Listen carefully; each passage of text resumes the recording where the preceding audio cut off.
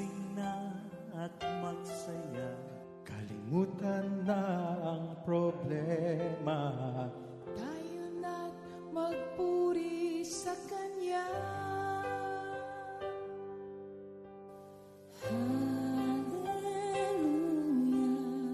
Hallelujah.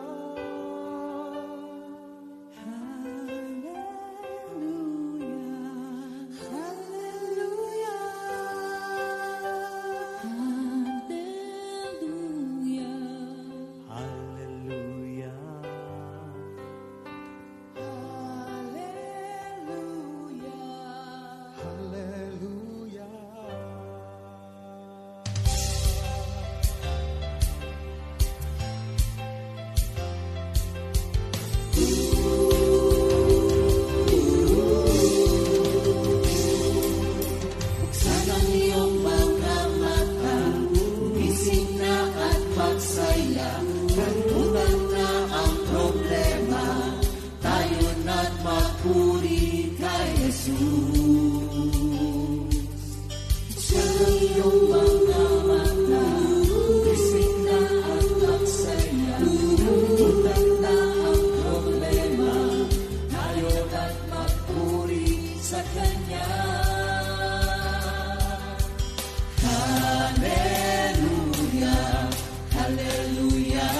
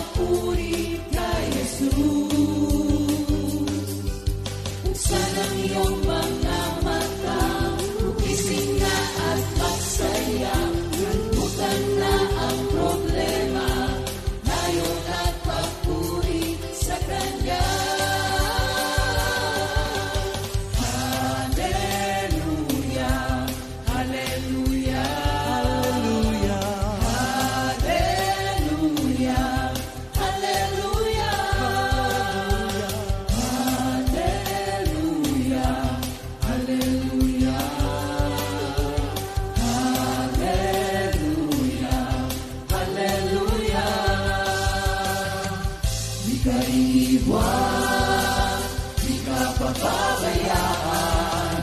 Pumapit ka, pumawit ka, at magpuri sa Kanya. Buksan ang iyong mga mata, gumising na at magsaya. Kalimutan na ang problema, tayo na't magpuri kay Jesus.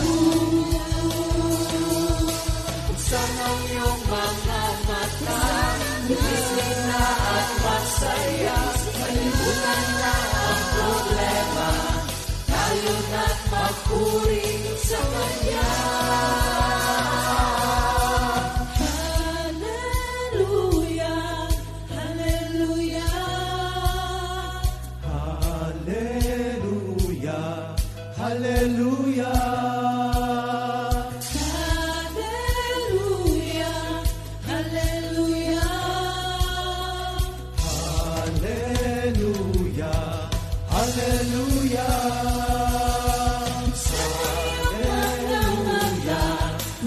Hallelujah.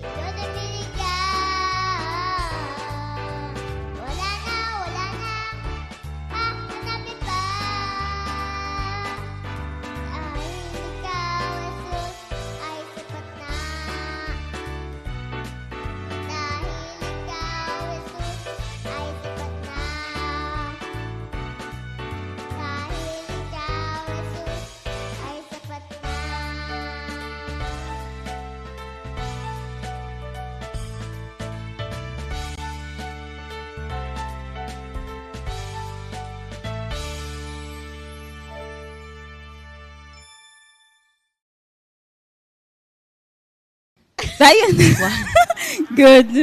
Good morning, Jesus! Ayan. Good morning po sa ating lahat mga kapatid. At bago po tayo magsimula, tatawagin ko po si Sister Marivic para sa ating opening prayer. Kalabitin mo lang ako, wag mo patawagin. Thank you, Lord. Tayo po'y manalangin. Ama, sa pangalan po ng inyong anak na si Jesus, pinupurit, pinasasalamatan ka namin sa umagang ito.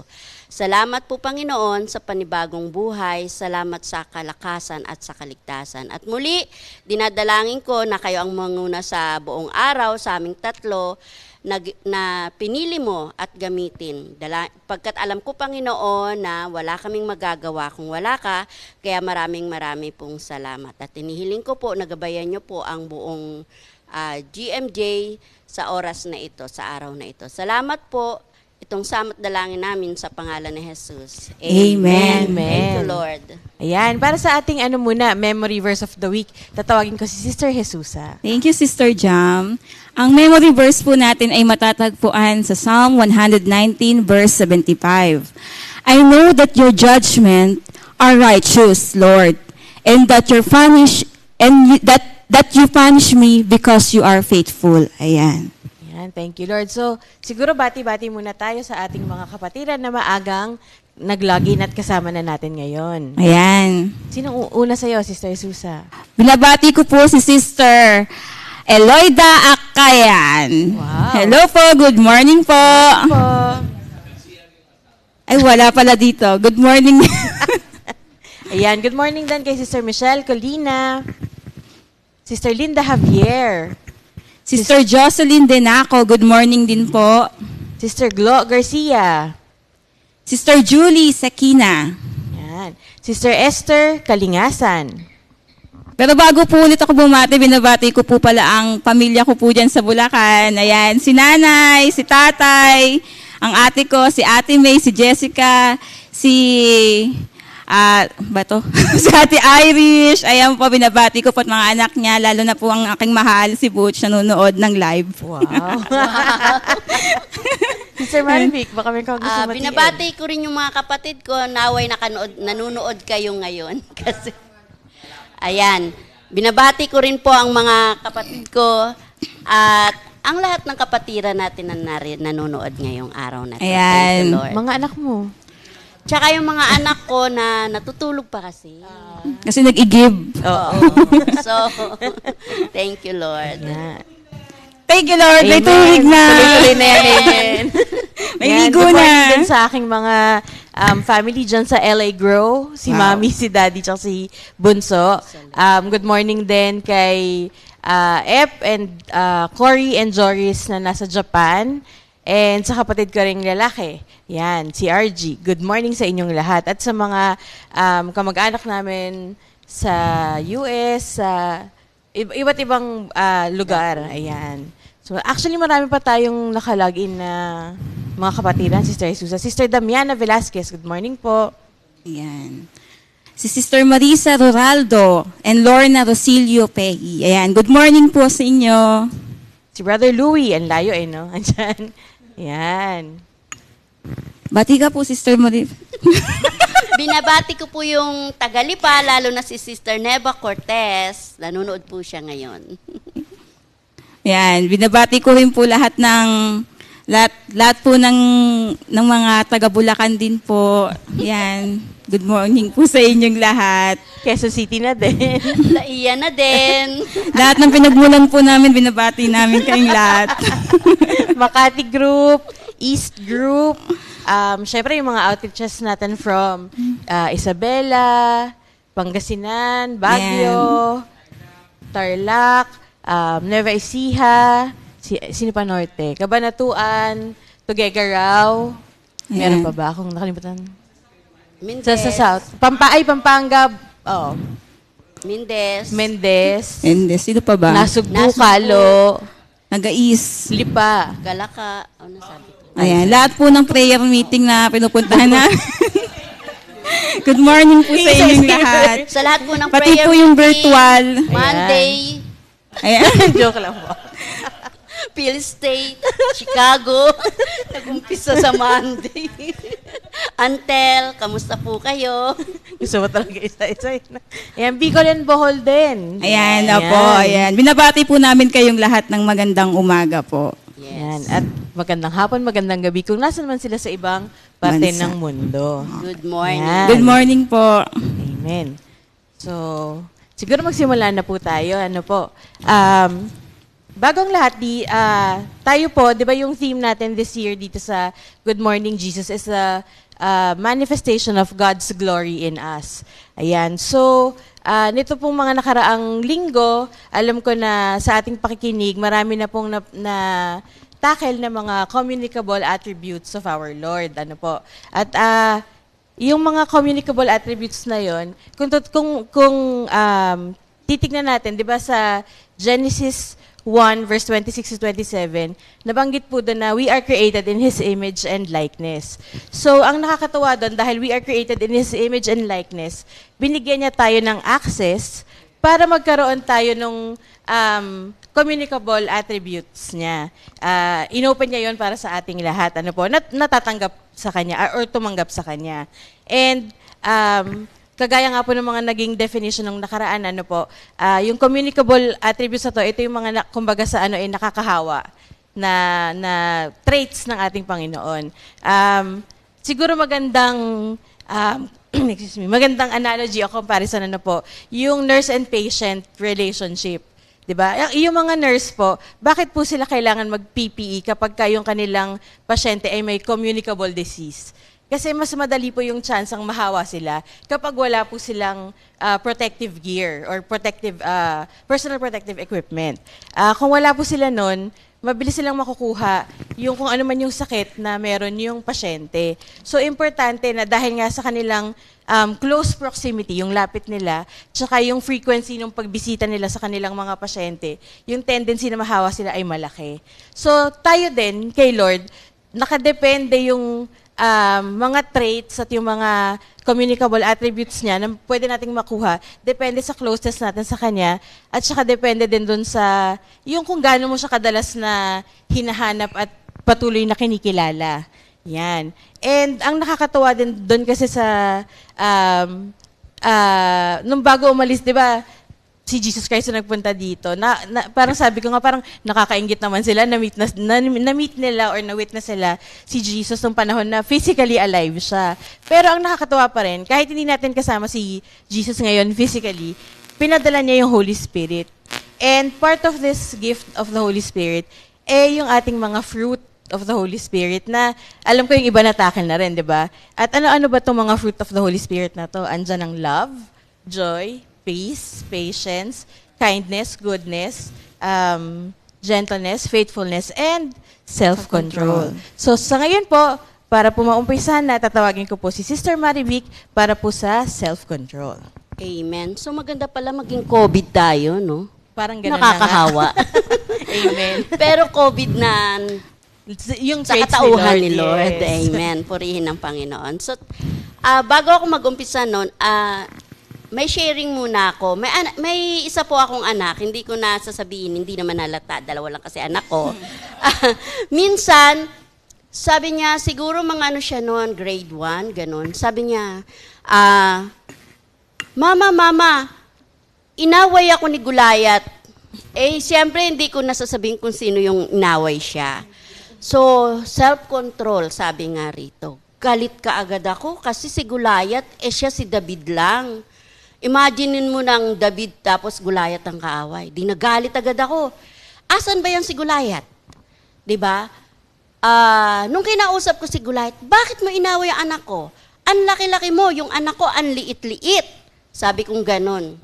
Sabi sa akin ni Gulayat, Sister, kasi naman po tinapon yung tsinelas ko. Tinapon ng anak ko yung tsinelas niya. Di para ako nahimasmasan. Di ba, nauna na kasi yung yung galit. Kasi malaki siya, maliit yun eh. Kumbaga parang siya, high school, yung anak ko, grade 1. Tapos sabi ko, bakit mo naman kasi tinapon yung tsinelas niya? Sabi niya, kasi mama ayaw nila akong sali sa laro. So,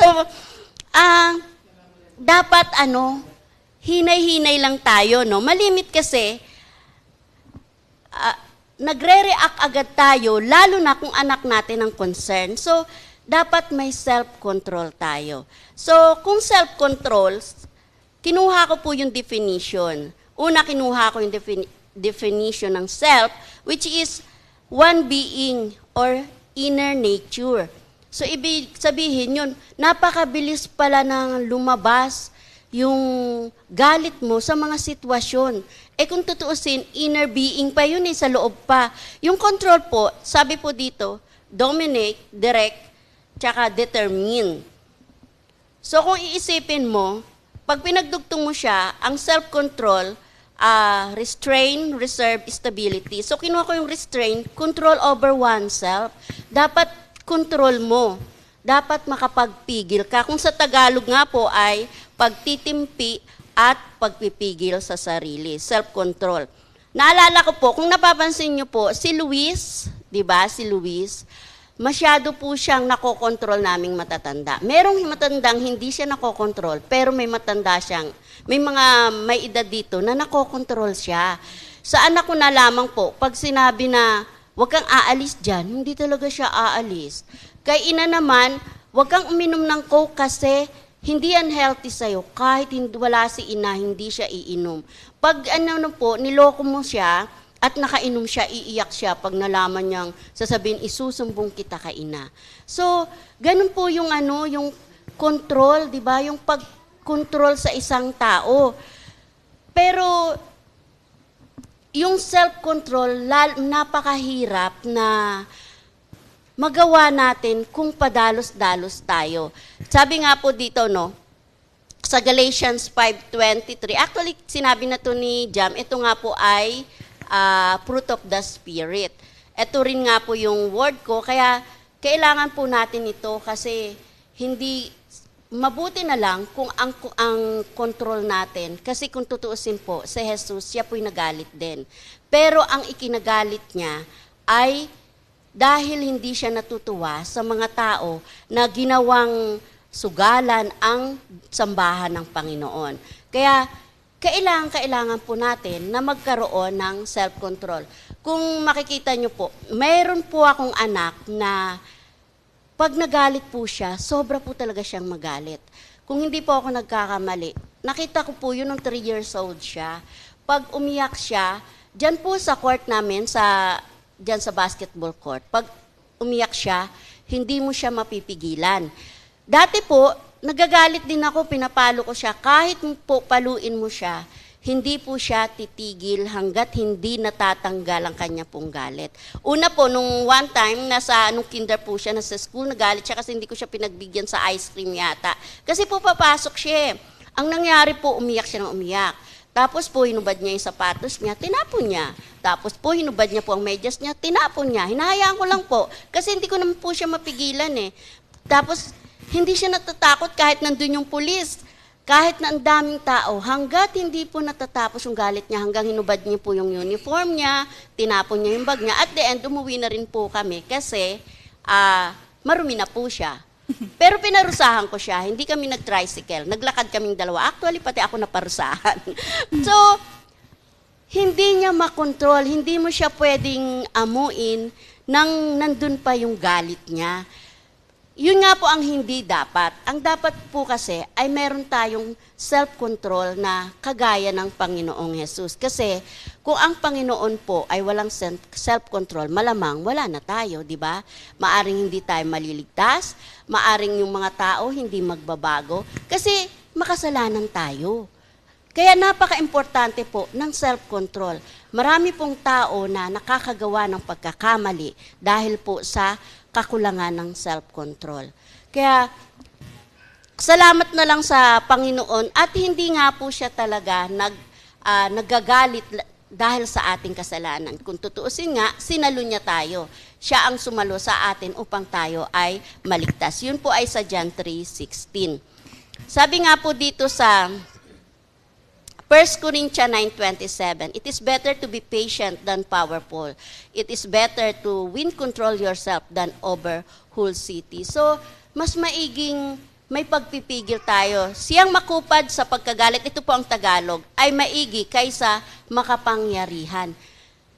Kaya ngayon, natuto na nga po ako na pag ganun, kailangan hindi ako basta papatol. So mag-iimbestiga muna ako. Kasi ang mangyayari, magagalit agad ako.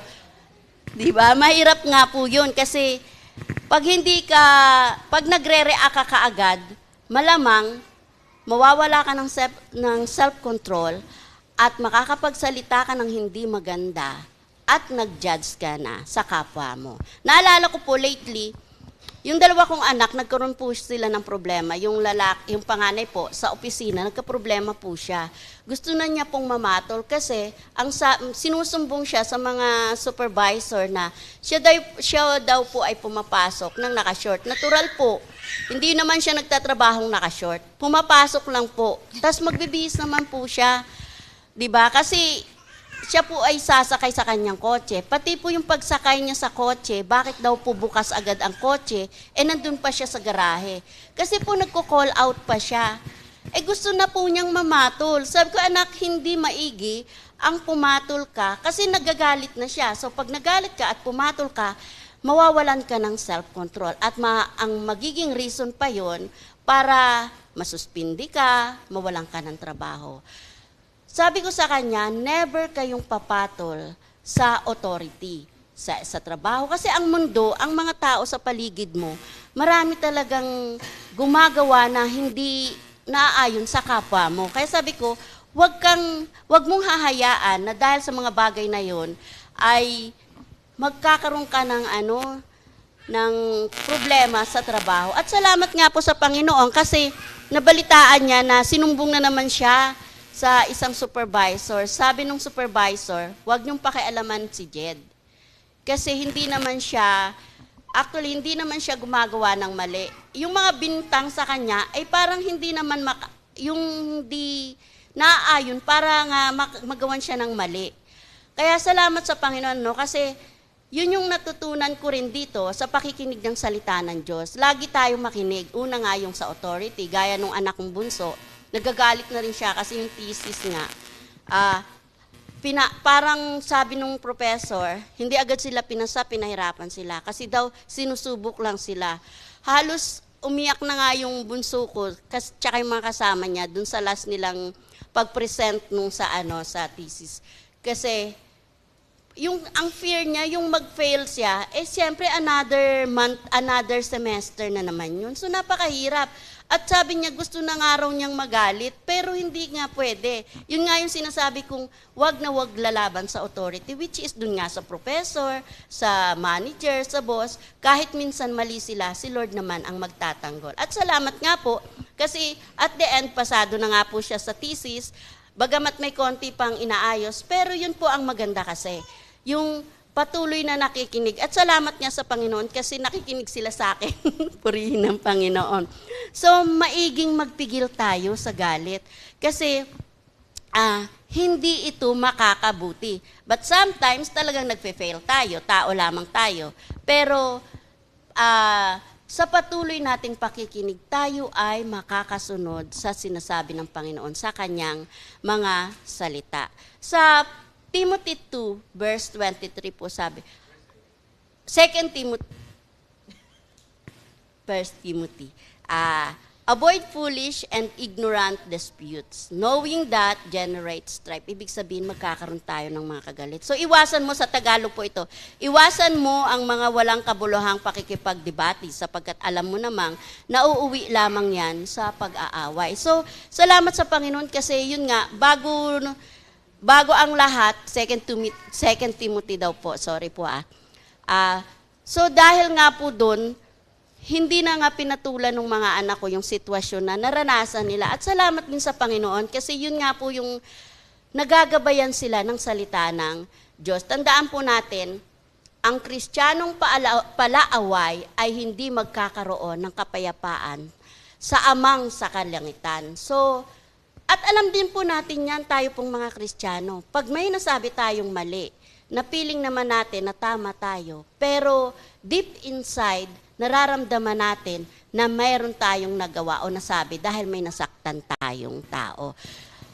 Kaya salamat sa Panginoon kasi tunay na kahit ako man po, nakakapagsalita ako ng hindi maganda, na feeling ko tama naman ang sinabi ko. Pero ang hindi kasi tama doon, yung nasasaktan mo, yung nakausap mo.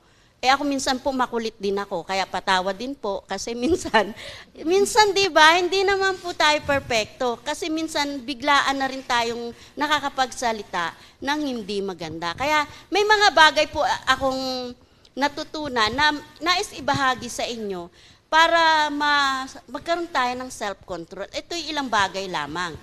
Una nga po, challenge yourself.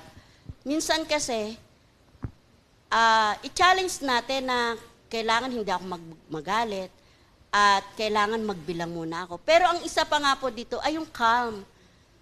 Teka lang, kalma ka lang. Di ba? Kasi minsan, galit ka kaagad. Buti pang magbilang ka ng 1 to 100, 1 to 1 million. Ewan ko lang kung hindi ka pumalma nun. Mahirapan kang magbilang eh. Kaya kalmado ka nun. Yeah. Sa pag ang bilang mo, 1, tas 1 million agad.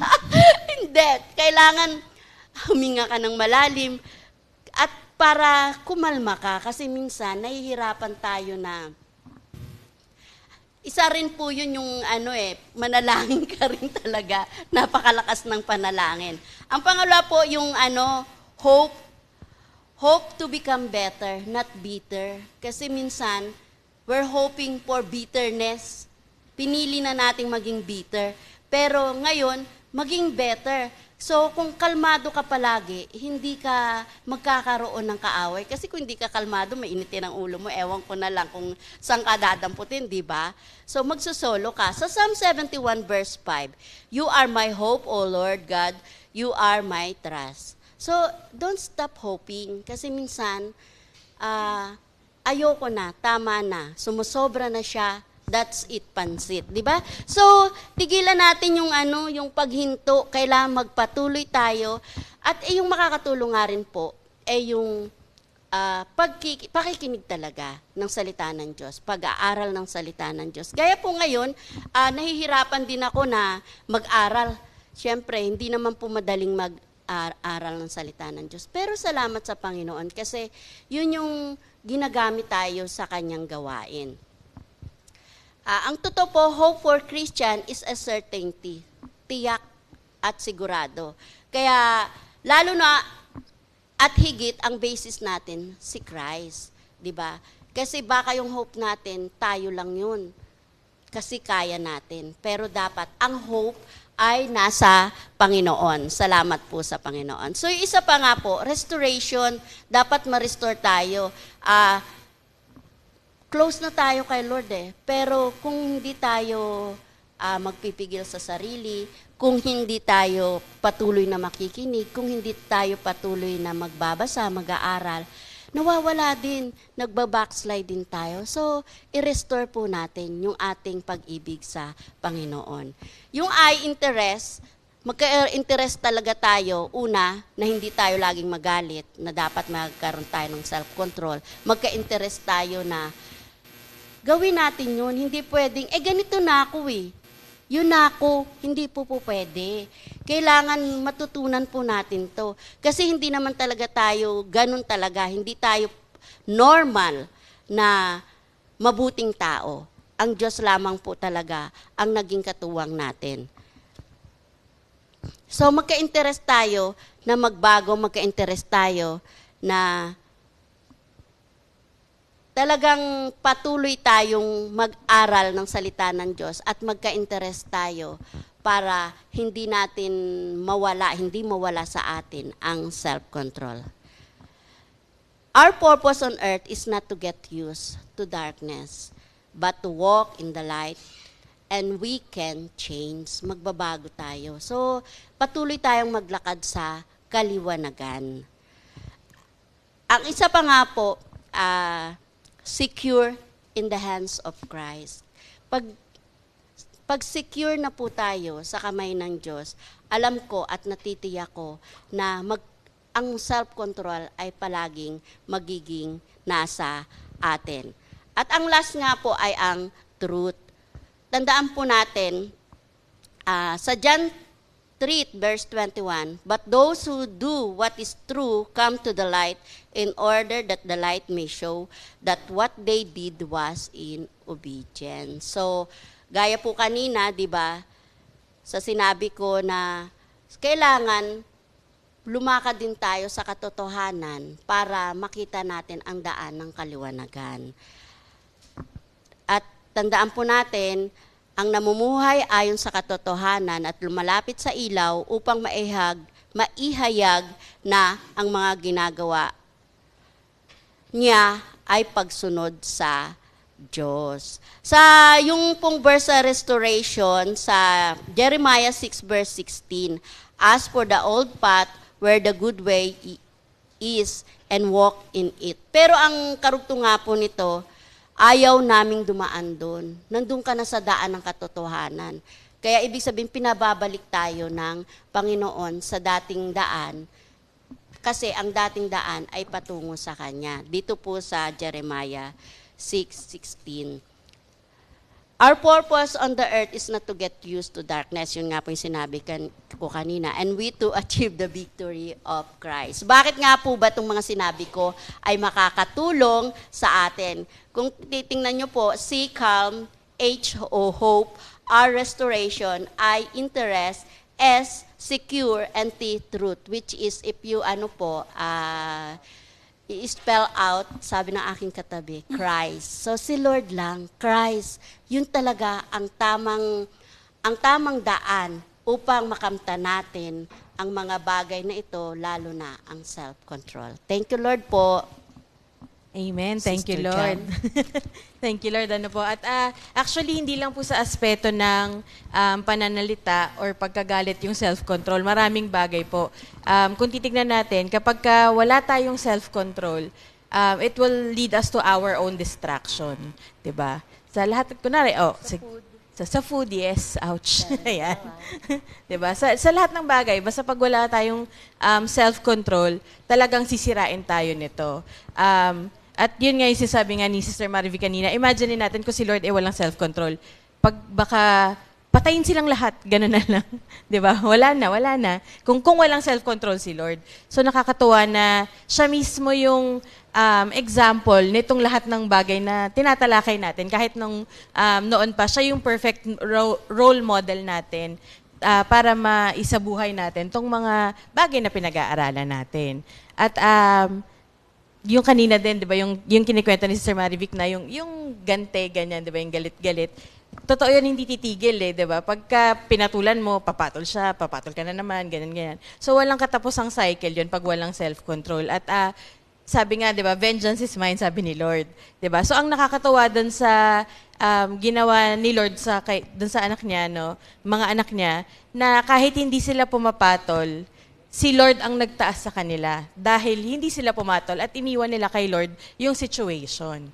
Yan. So, meron ka bang gustong sabihin, Sister Jesusa, o magsastart ka na? Nasabi mo na. The same. Same. Same. Ayan po. Sige. Ako na ba, sir? Yes, go. Ayan. Ang akin naman po ay faithfulness. Ang faithfulness po kasi ay isa sa pinakamagandang attributes ng Panginoong Hesukristo, ng ating Diyos. Ayan po. At ang faithfulness po, pag sinabi pong faithfulness is katapatan sa Tagalog po. At ito rin po ay isa sa mga bunga ng Espiritu Santo na katulad din po ng self-control. Ayan po. At ang ibig pong sabihin ng faithfulness is the quality of being full of faith. Full of faith. Sa Tagalog po, punong-puno ka ng pananampalataya. Ayan po. Di ba po sa Hebrew 11:16, without faith, it is impossible to please God. Dahil meron po tayong faithfulness, ibig po sabihin po pala nun, ay napiplease din po natin si Lord. Di ba po? Kaya po, di ba, meron din po tayong, dahil may faithfulness din po tayo, yung nagde-desire po natin na makasunod lagi sa Panginoon. Ayan po. Kaya nga po, di ba, lagi natin ginagawa yung mga pinagagawa sa atin ng Panginoon to do His will. Tapos, to know Him more. kapag po tayo if may faithfulness, ayan, to know Him more. Kaya po tayo nanonood ng GMJ. Kaya po tayo nagbabasa ng Bible. Kaya po tayo nagpe-fellowship. Para ano po, isa part of a faithfulness po na makilala po siya. Kasi kung di po natin siya kilala, hindi po tayo magiging faithful sa Kanya. And then, to give high respect. Pag po meron tayong faithfulness kay Lord,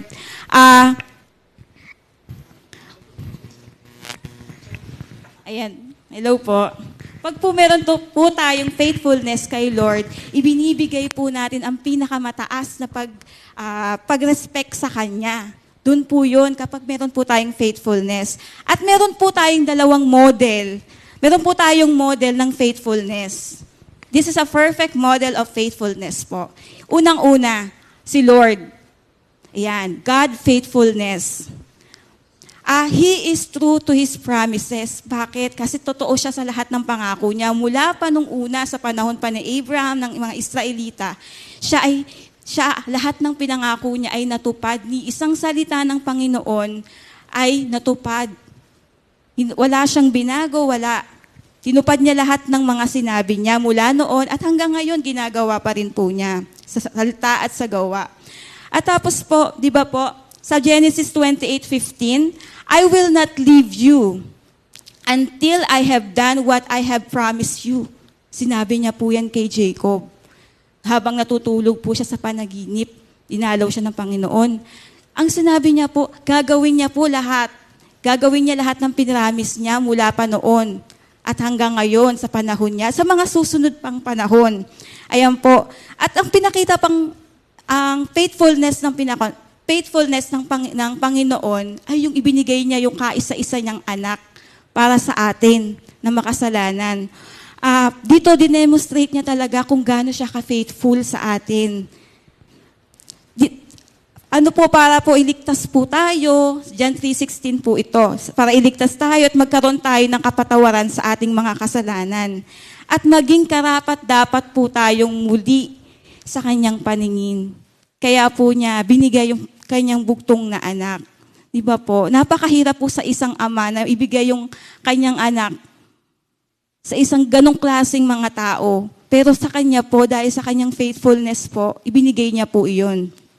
Pangalawa po, si Jesus Christ po. Faithfulness, ang pagiging faithful niya po sa kanyang ama. Biruin niyo po, He became faithful to God, His Father, by doing what He wants to do. Ginawa niya po lahat ng pinagagawa sa kanya ng Ama. Focus po siya kung ano po yung binigay na assignment sa kanya ng kanyang Ama. Example na po nito, yung Matthew 4, nung temptation of Jesus. Di ba po, si Lord, hindi siya na-tempt kay Satan, binigay na lahat ni Satan kung ano yung mga magagandang bagay. Pero pinakita ni Lord dito yung faithfulness niya. Hindi siya na-tempt. Kasi alam niyo po kung ano, nakafocus po siya kay Lord. Alam niya po kung ano talaga ang pinagagawa sa kanya ng Panginoon. Pangalawa pa po, sa Matthew 12 naman po, yung nagpagaling po siya nung panahon ng Sabat. Di ba po, pinuntahan siya ng mga Pariseo. Ang sabi pinuna po siya na mali daw yung kanyang pagpapagaling. Ano po ginawa niya? Hindi niya pinansin. Kasi una, alam niya ang katotohanan. Alam niya ang katotohanan. At ang katotohanan na yon ay nasa kanya. Yun po siya ang katotohanan po. Ayan po.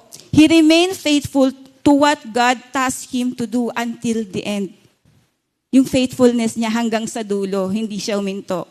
Yun po yung totoong faithfulness po. And then, tayo po, believers, nung umakit na po sa langit si Lord, iniwan niya po yung kanyang, inentrust niya sa atin yung Holy Spirit. Ngayon po, hindi natin makakamtan ito kung hindi po natin tinanggap si Lord. Kung hindi po tayo na-renewed. Kasi po, because the help of the Holy Spirit, nalalaman po natin ang katotohanan.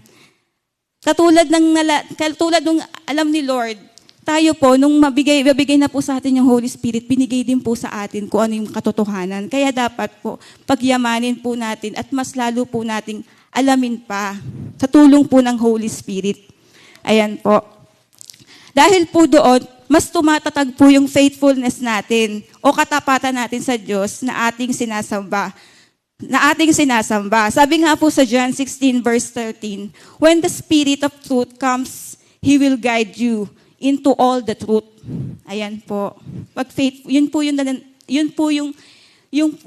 pagiging yung faithfulness na dapat nating matutunan po sa kanila po. Balik ko lang po sa Proverbs 3:3-4. Ito po yung word ko po talaga. Let love and faithfulness never leave you. Bind them around your neck. Write them on the tablet of your heart. Then you will win the favor of God and man. Yan, napakaganda po nung verse na ito. Paano po ba natin pagyamanin ng ating faithfulness? Ano mga dapat nating gawin? Pag nandito na po sa buhay natin, sa puso natin nakatanim. Ang sabi po, let faithfulness never leave you. Hindi po dapat mawala yung faithfulness natin. Pero minsan po, nawawala because of testing. Yung mga sufferings na nararanasan natin, yung mga sakit, yung mga problema, mabibigat, adversity, sufferings, ayan po, na hindi po natin maiiwasan kasi po nandito po tayo. Pero po, sabi po, kaya po diba, pag nangyari po yun, yung iba, yung faithfulness pinagpapalit sa, sabi yung sa kaluluwa, o kaya humahawak sa patalim. Ayan. Pero sabi po kasi, let faithfulness never leave you. Kasi po yung faithfulness po na yun, pag nakita po ni Lord na faithful ka, is maniniwala ka, tutulungan ka ng Panginoon, at maniniwala ka, we believe that God will never leave you, forsake you. Sabi po sa Deuteronomy 31:6. At God is involved sa lahat ng nangyayari sa buhay po natin. Kaya po, di ba, nung nakaraan po kay Sister Ria, yung sa involvement ng Panginoon sa buhay natin, ang share ko nga po nun, kung ano ako, nandito ko ngayon as a worker, ayan, hindi po siguro ako magiging worker kung hindi naging involved sa buhay ko yung si Lord. Kasi sa dami nga po nung nangyari, ay ginamit siya ni Lord, si Butch, para makarating din ako dito, pero si Lord pa rin po kung bakit ako nandito ngayon sa harap nyo. And then, sabi po sa Psalm 91, God saves. Naniniwala po yung, pag may faithfulness po tayo, naniniwala tayo na isi-save tayo ng Panginoon. Ayan po. Isa pa po, bakit hindi hiwalay sa atin? Kasi it keeps vows.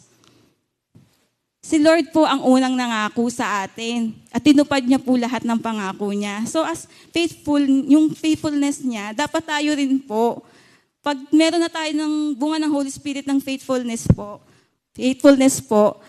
yung lahat ng sasabihin natin, yung words natin, integrity, yung lahat ng bagay na manggagaling sa bibig natin, dapat ginagawa po natin.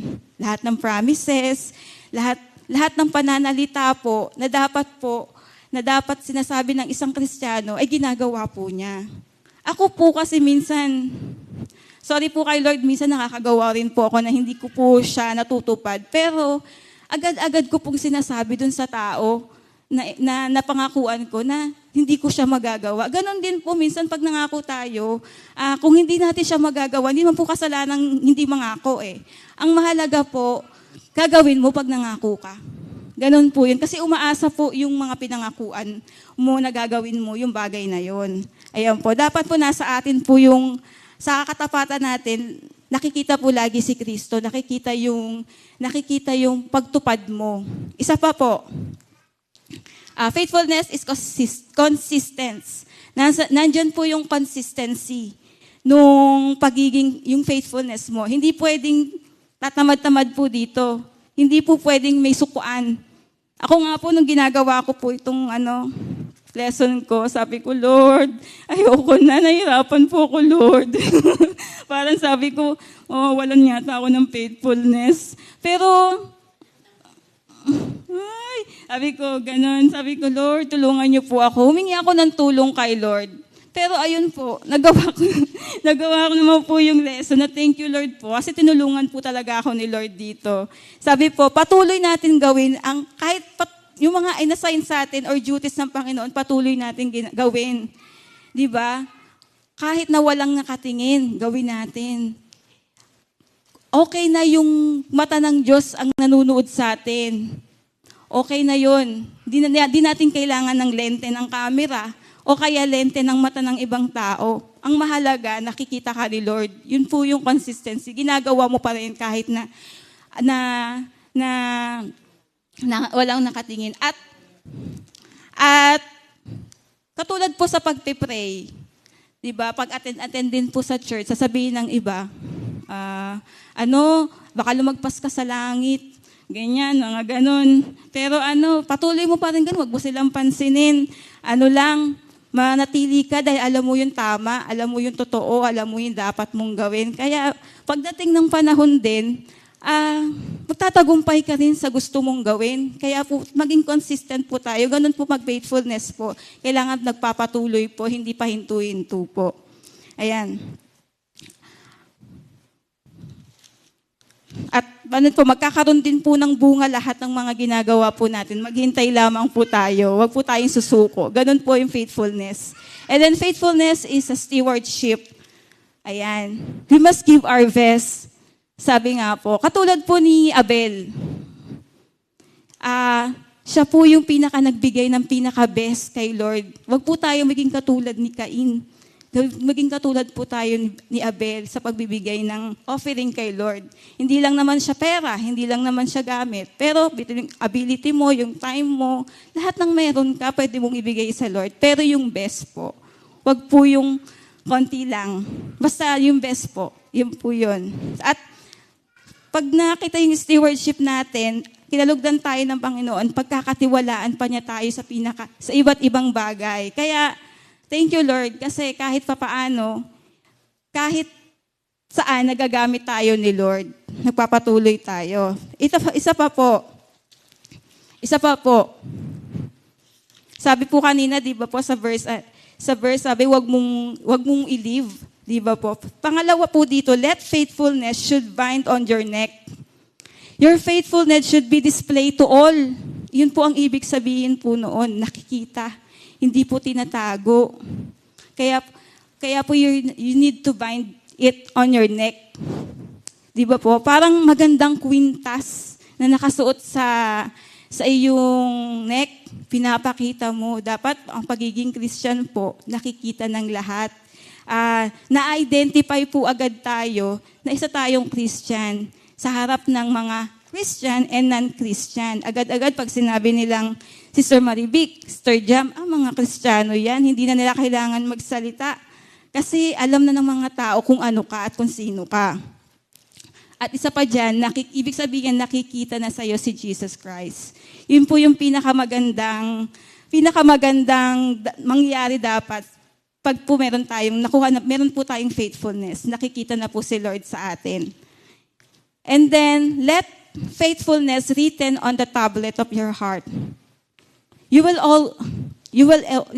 always remember. Kasi di ba po, pag nagsusulat tayo, naaalala po natin. Ito nga pong lesson ko, pag sinulat ko, pag iba po nagsulat, hindi ko po maaalala kasi iba po nagsulat. Kung ako po magsusulat nito, kahit balibalik ta rin ko po ito, alam ko po.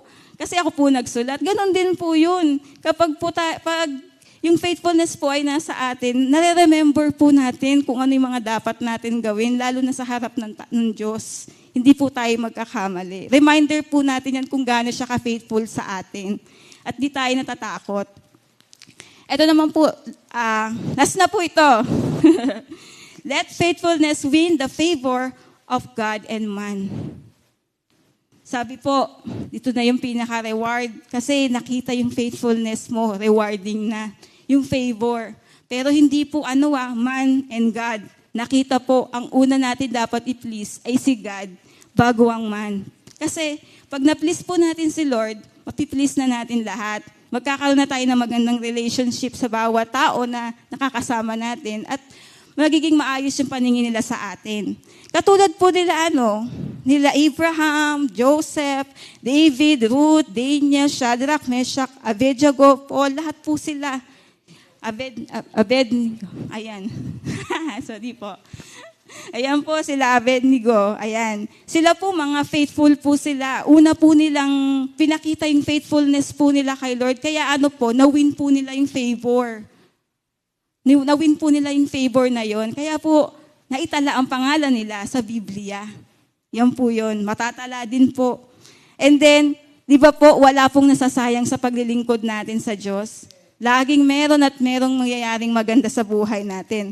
Kaya po ang katapatan, huwag po natin sayangin sa sandaling kaligayahan lamang po.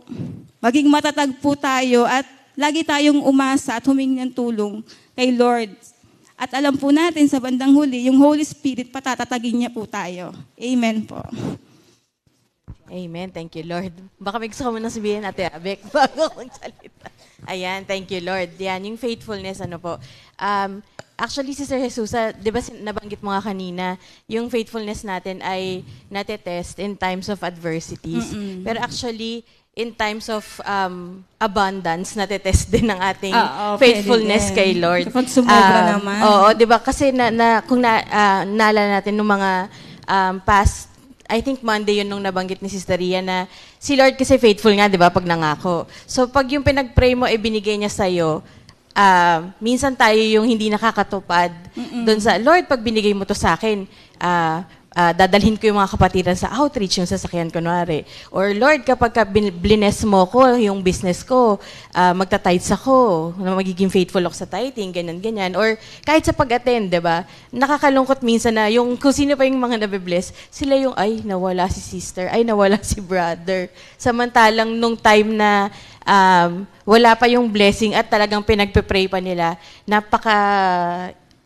nandun yung sigasig sa paglilingkod dahil hinihintay nila yung reward. Tapos nung nandun na yung reward, sila naman yung hindi naging faithful. So talagang kailangan balansyado lahat. Kailangan nakikita nga din yung faithfulness natin. At naalala ko nga din nung nagtatrabaho pa ako sa labas. Thank you Lord naman, sabi ko. Akala ko kasi dati, sa totoo lang po, kapag nasa labas ka, syempre ang daming external factors na yung nakakasama mo lagi. So minsan, dahil nga nasa mundo ka, nandyan yung nagmumura sila, ganyan. So minsan, pwede kang madala. Pero nakakatuwa kasi nung mga nakaraan, nung bago akong full-time worker, meron nangamustang dati kong kasama sa Channel 2. Tapos parang sabi niya, kamusta ka na, ganyan. Tapos sabi ko, full-time worker na ako sa church, ganyan, Christian, ganyan.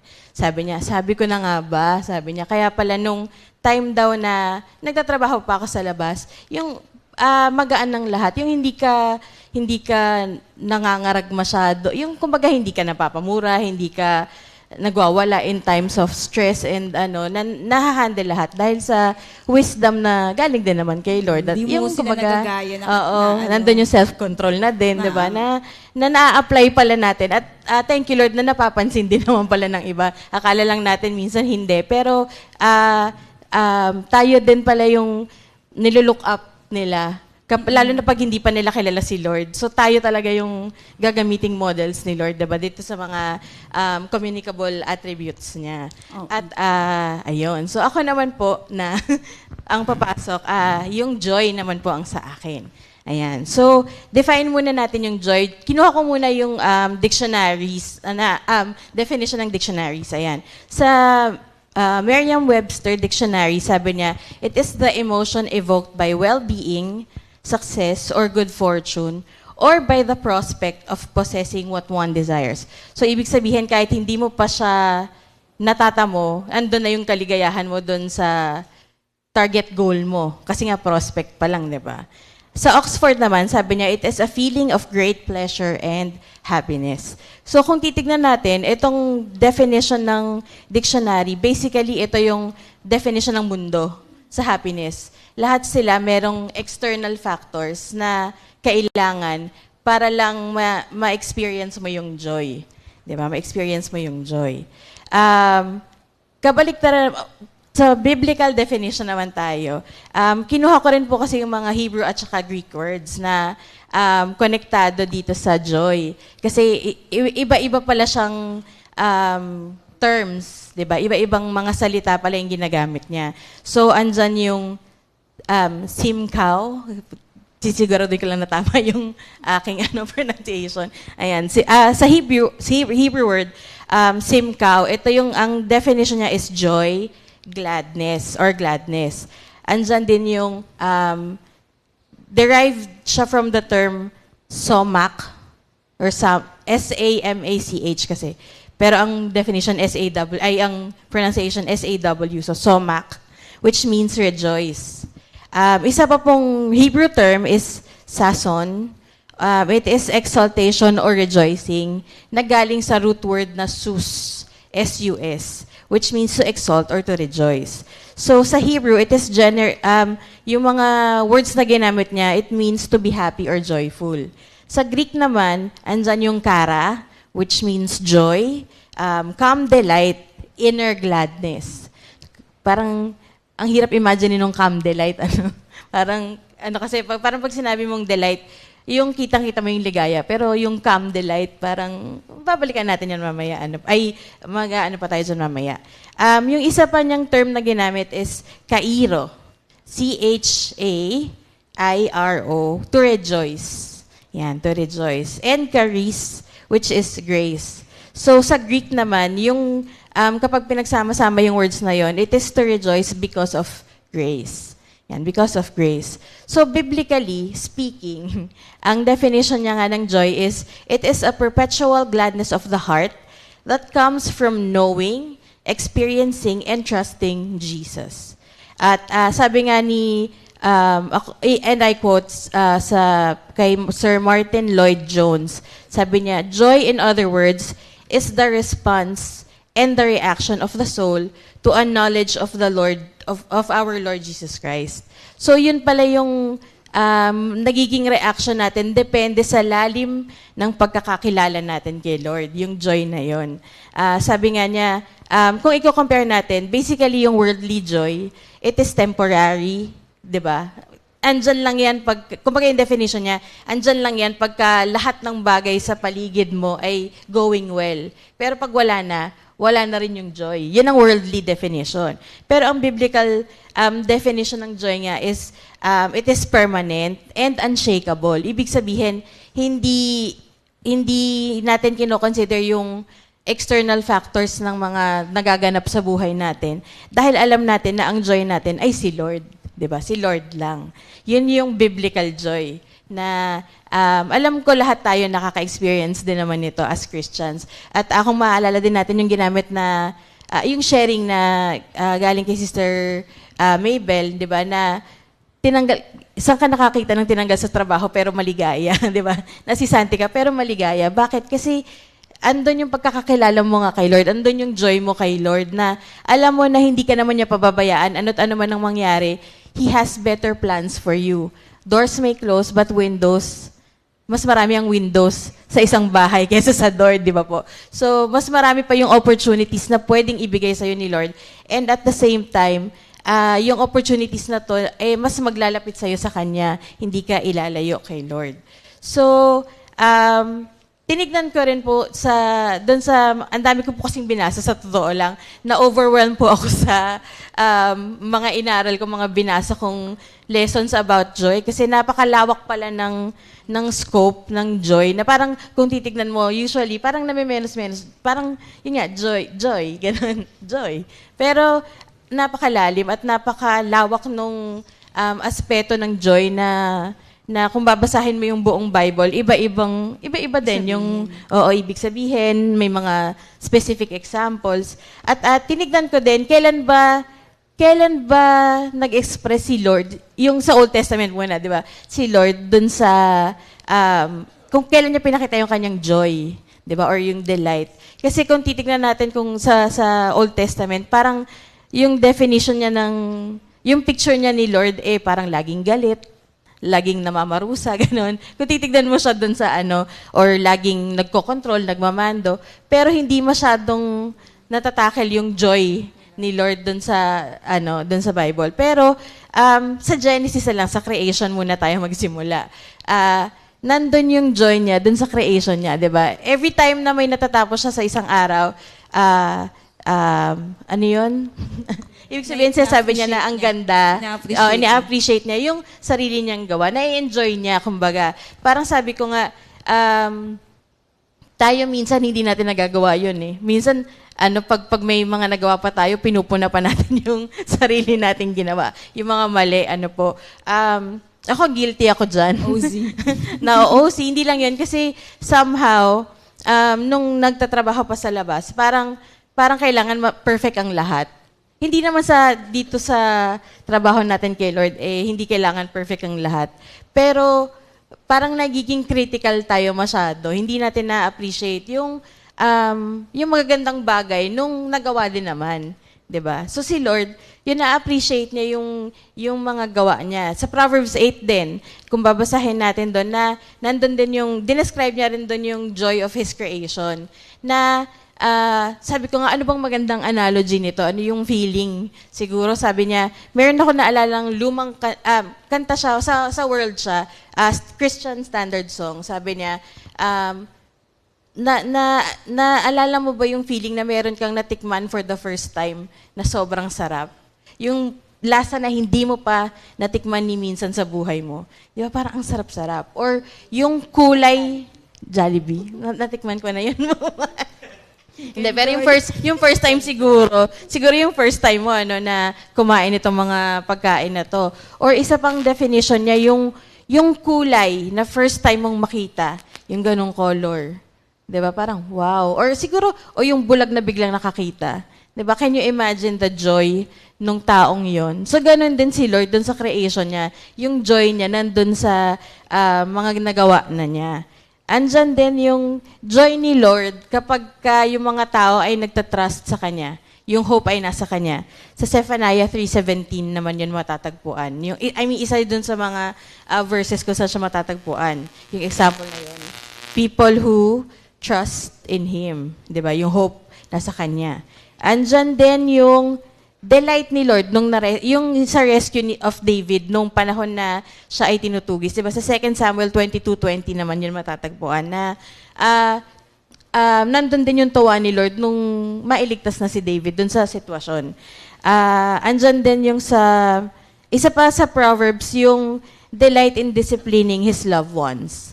Diba? So totoo lang, parang pag sinabi mong discipline agad, parang punishment. Pero hindi nandun yung delight niya kasi alam niya na madadala ka sa tamang landas. Hindi ka niya pababayaan. Kaya kung hindi ka na kinokorek ni Lord, baka hindi ka na mahal ni Lord. Hindi. Pero, di ba, technically speaking, di ba, yun yung idea na yung parents natin, kung hindi ka na nila mahal, hindi ka na lang nila papansinin, hahayaan ka na lang nila, bahala ka na lang sa buhay mo. So hanggat nangingialam sila sa buhay mo, 'di ba? Wala naman sigurong magulang na gustong mapasama ang kanyang mga anak.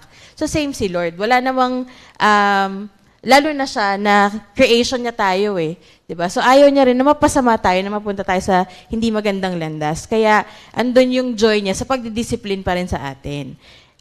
Andyan din yung sa Luke 15 naman, 'di ba? Yung iba-ibang parables, yung lost coin, lost sheep, tsaka yung prodigal son. Andun yung joy niya nung sila ay nahanap. 'Di ba? Nung sila ay nakabalik kay Lord. Kumbaga. So, kumbaga there is joy in repentance. 'Di ba? Yan. Andyan din yung sa Hebrews 12:2, joy na nagkaroon ng salvation yung mga nawawala. Yun, example din siya. And isa pang example ng joy nung si Jesus din, when He described Himself as a bridegroom waiting for the wedding feast.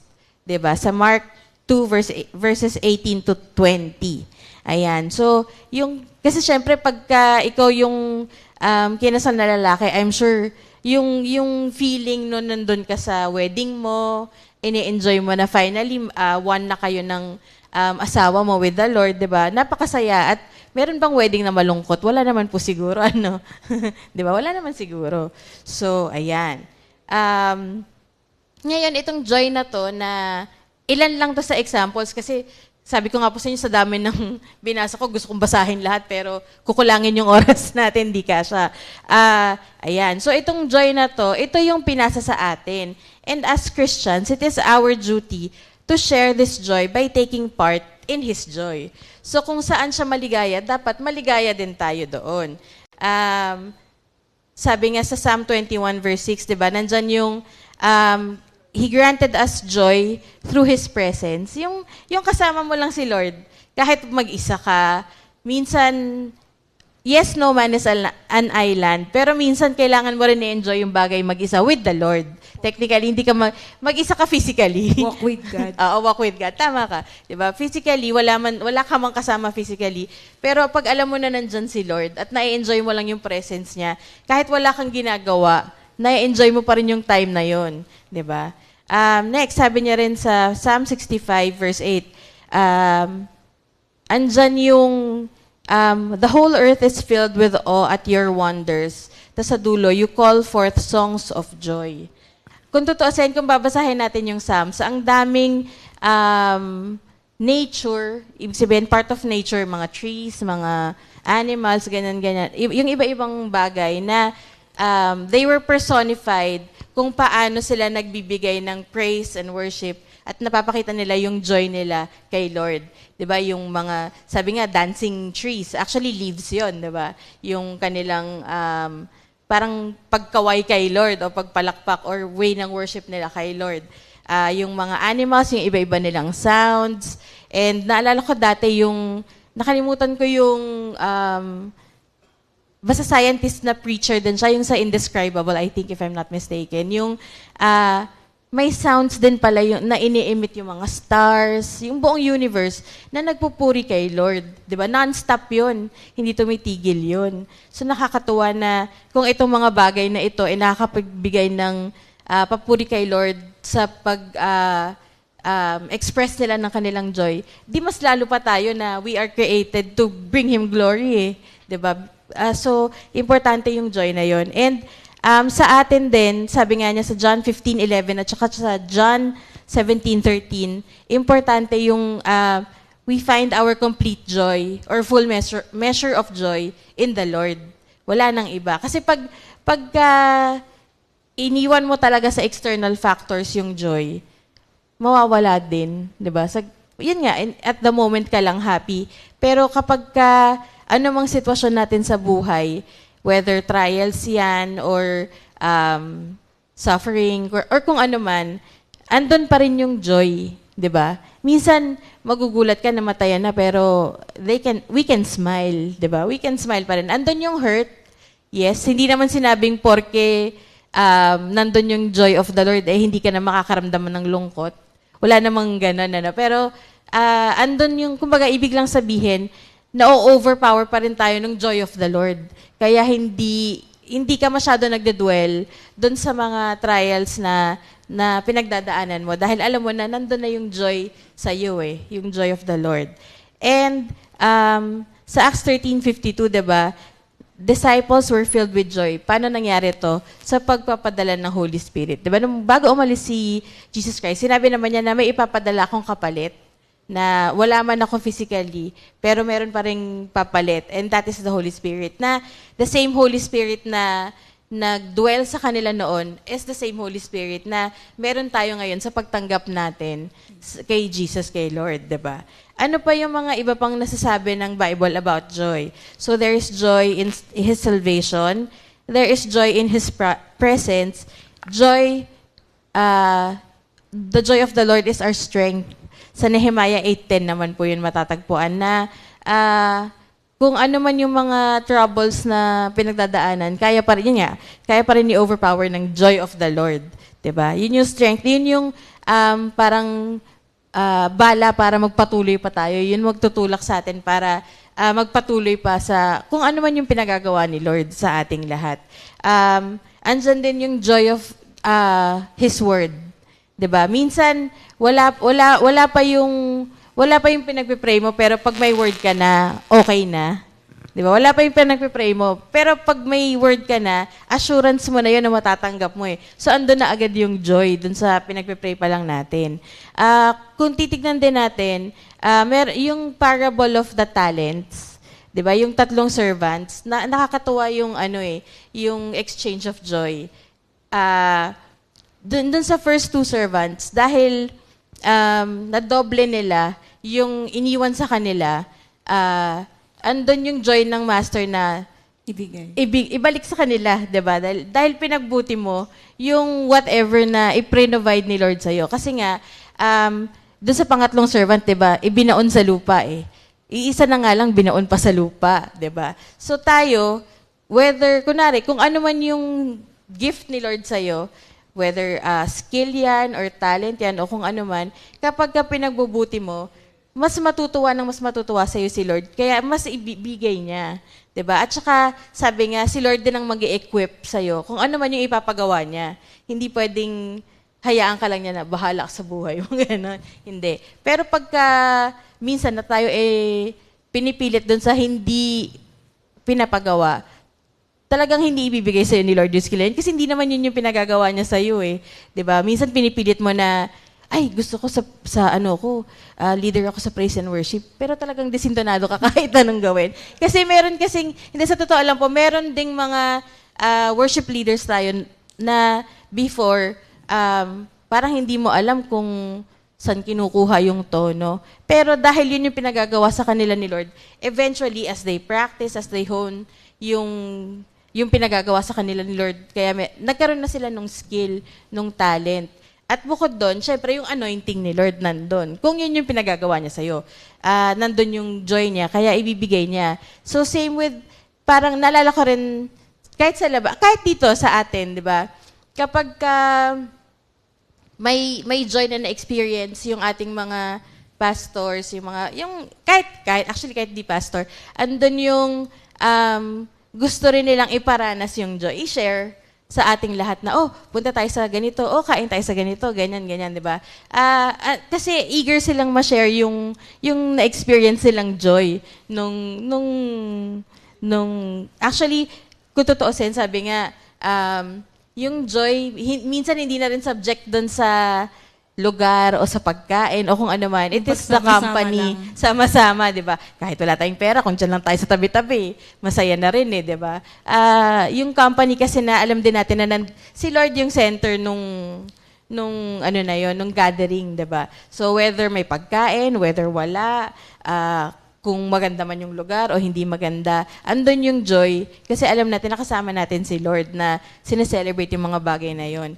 And isa pang, dun sa 3rd servant din pala, sabi niya, maaring kaya hindi niya hinon yung kaisa-isang, yung talent, di ba kasi yung tawag? Yung talent na binigay sa kanya, baka hindi niya kasi kilala yung master niya. 'Di ba? Hindi niya kilala yung master niya. Parang ang pananaw niya doon sa master niya ay gusto lang nitong kumita ng pera, ganon. 'Di ba? Si Lord hindi ganon. So depende sa pagkakakilala din pala talaga natin kay Lord. Yung kung paano rin tayo magre-react sa kanya, kung paano natin ibabalik sa kanya yung mga yung attributes na to na sabi ko nga minsan tayo as workers, minsan may mga pagkakataon na, yes, we are so busy doing things for the Lord. Pero kamusta yung relationship mo, yung pagkilala mo kay Lord? Sabi ko, naku, guilty na naman ako dito, Lord. Di ba? Minsan sa dami ng ginagawa, hindi ganun ka lalim yung pag-aaral na ginagawa. Minsan makabasa ka lang ng Bible verse, okay na yun. Hindi mo na siya lilimi-limiin, hindi ka na magre-reflect doon sa Bible verse na binasa mo. Basta lang makabasa ka. Kumbaga doon sa sinasabi ni Sister Jess kanina, na kailangan sa lahat ng bagay, ibigay mo yung best. So do you think na yung pag binasa mo lang yung Bible verse na yon, best na yon? Of course not. Kasi binasa mo lang sa kanya. Binasa mo lang siya, pero hindi mo siya inintindi, hindi mo ibinigay yung best mo para mas malalim pa yung maging root mo sa pagkakakilala mo kay Lord, 'di ba? So, sa lahat ng bagay, sabi nga, kung tutuusin, ito in conclusion na po sa yung all in all, ika nga, lahat ng attributes na yan, lahat ng fruit of the Spirit. Kung tutuusin, sabi nga niya, 'di ba, fruit, isa lang. Kumbaga sa parang the best way siguro to describe is parang isang fruit na nandun lahat ng lasa. Alat, tamis. Ewan ko kung may ganung prutas, pero asim. Minsan may prutas na may pait din. Yung sama-samang ganun. Ganon din yung fruit of the Spirit. Kung tutusin as Christians, lahat yun nasa atin eh. Iba-iba lang yung intensity nung naipapakita natin. Pwedeng mas lamang tayo sa joy, mas lamang tayo sa peace, or kung ano man. Pero lahat yun, kung tutusin, present sa atin. Kasi gift yun eh, as a whole. Fruit, singular. Hindi niya sinabing fruits of the Spirit. Sabi niya fruit, sa isa lang. Lahat na yun nandun sa cluster yun. Cluster siya. Kumbaga sa saging, piling, gano'n. Diba? Andun siya lahat. Ngayon, nakadepende yun dun sa kung paano natin, yung sinasabi, actually yung kay Ate Marivic kanina na kung paano i-hone yung self-control, same din sa lahat ng attributes eh.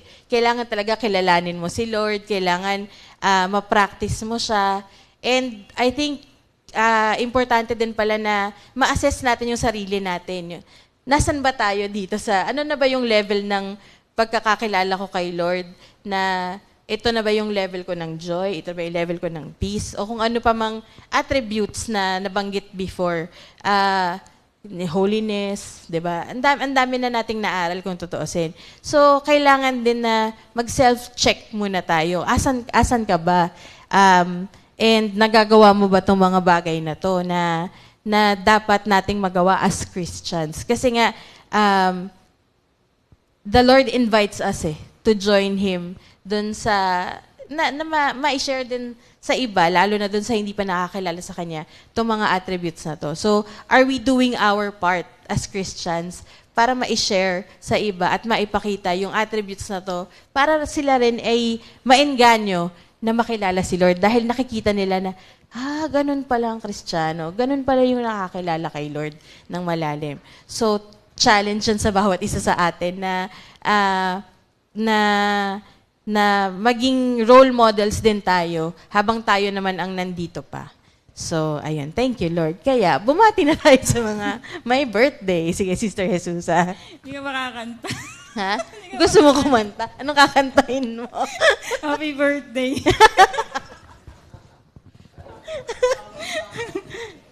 Yan. Hanggang nagka-join na po si Sister Jo.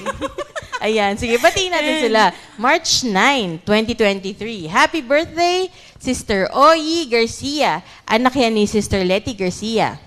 Brother Pasky Mosquera, anak ni... Asawa ba? Ate? Daddy. Brother Joji. Ayan. Happy birthday po. Happy birthday to si Sister Zahara Vito. Yes, anak ni ni Brother Dennis Dennis. Vito. Yan po ni Sister Baby Vito. Yeah, Sister Rachel Cabello. And Sister Chen Brasa. Yan po. Belated happy birthday, Brother Teloy Mendoza. Yan. At happy anniversary kila Brother Ryan and Sister Luan Silvacion.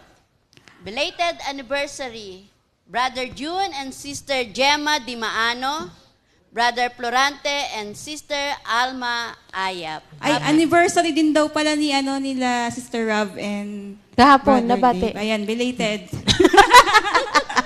Nabati sila kagabi. Ayan, okay po. Okay. Ayan. Pasok. Pasok, Brother Bong.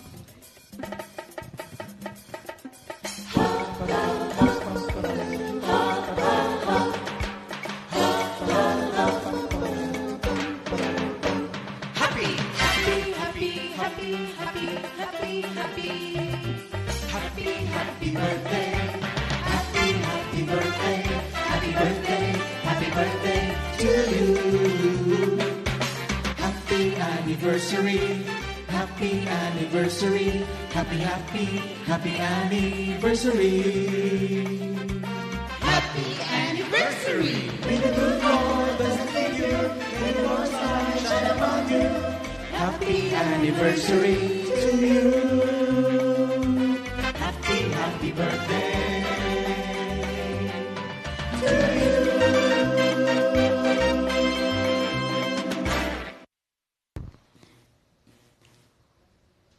Happy birthday, Happy birthday po. and happy Happy anniversary. Ayan. Celebrate niyo po yan, mga kapatid. Once a year lang naman yan eh.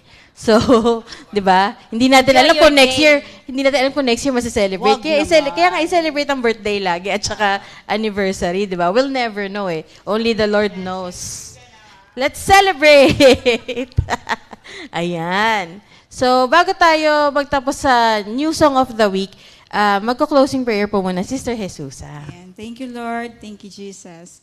Lord, marami pong salamat sa araw na ito. Salamat po sa mga natutunan po namin.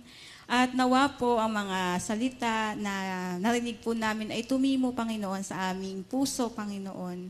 At magamit po namin sa pang-araw-araw, Lord. Maging tunay po ang lahat ng aming pinapakita at maging maligaya po kami sa mga ginagawa po namin dito, Panginoon. Lord, maraming pong salamat. Wala po kaming maibibigay kundi ang papurit pasasalamat po sa inyo. In Jesus' name, Amen. Amen. Thank you, Lord. At para sa ating new song of the week, i-welcome po natin si Minister Arnold. Itong kanta ay composed by Minister Ed Galletes and arranged by Brother S.J. Garcia. Ang title po ay Jesus. Bye. Annyeong.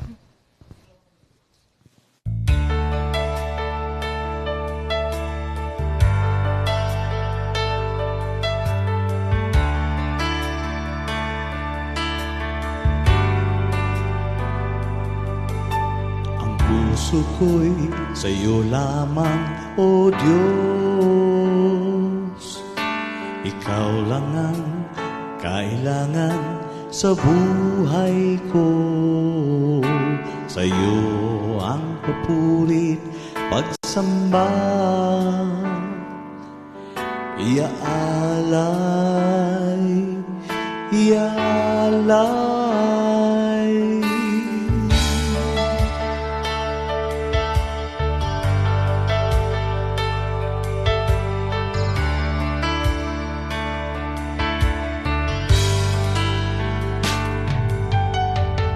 Puso ko'y sa'yo lamang, O Diyos. Ikaw lang ang kailangan sa buhay ko. Sa'yo ang papurit, pagsamba, iaalay, iaalay. Wala kang katulad, wala kang katulad, O Diyos. Panginoon Jesus, wala kang katulad, wala kang katulad. Itataas kita, itatanghal kita. Pag-ibig ko'y sa'yo lamang, Jesus.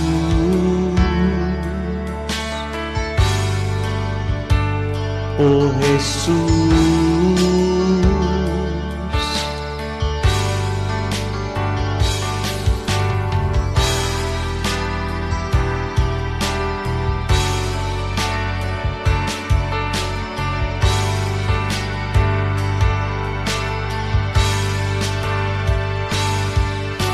wala kang katulad, wala kang katulad, O Diyos. Panginoon Jesus,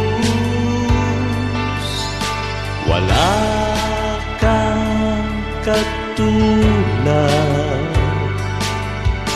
wala kang katulad. Itataas kita, itatanghal kita. Pag-ibig ko'y sa'yo lamang, Jesus.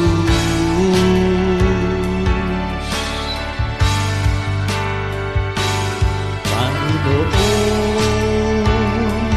Jesus, wala kang katulad, wala kang katulad. Itataas kita,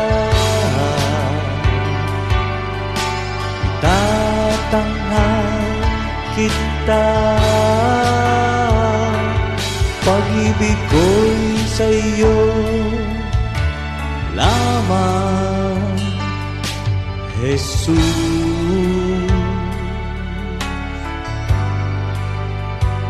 O Jesus.